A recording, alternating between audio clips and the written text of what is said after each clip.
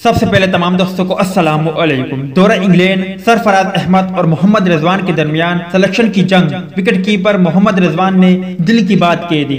Video की तफसील में जाने से पहले इस वीडियो को लाइक करें और कमेंट सेक्शन में हमें इतना जरूर बता दें कि दौरे इंग्लैंड के लिए आप विकेट कीपर के तौर पर सरफराज अहमद को देखना चाहते हो या फिर मोहम्मद रिजवान को। इस हवाले से कमेंट सेक्शन आपके कमेंट्स का मुंतजर रहेगा। Wicket keeper batsman Mohammad Rizwan का कहना है कि स्क्वाड में सरफराज अहमद की मौजूदगी का कोई दबाव महसूस नहीं कर रहा। डर्बी से वीडियो कॉन्फ्रेंस में कौमी टीम के विकेटकीपर बैट्समैन मोहम्मद रिजवान ने कहा कि इंग्लैंड में ट्रेनिंग के लिए अच्छी सहूलियात है, सब सख्त मेहनत कर रहे हैं, बाहर नहीं जा सकते लेकिन इंडोर गेम्स के जरिए खुद को मसरूफ रखते हैं, कोई अजाफी दबाव नहीं। सरफराज के साथ पोजीशन के लिए सेहतमंदाना मुकाबला है, दोनों की ख्वाहिश है कि पाकिस्तान के लिए खेले और अच्छा परफॉर्म करें। मोहम्मद रिजवान ने कहा कि मैं खुद भी सरफराज अहमद का पुरसितार हूँ। अल्लाह ताला कभी किसी को देकर तो कभी किसी से छीन कर इम्तिहान लेता है, पहली या दूसरी चॉइस का प्रेशर नहीं लेता।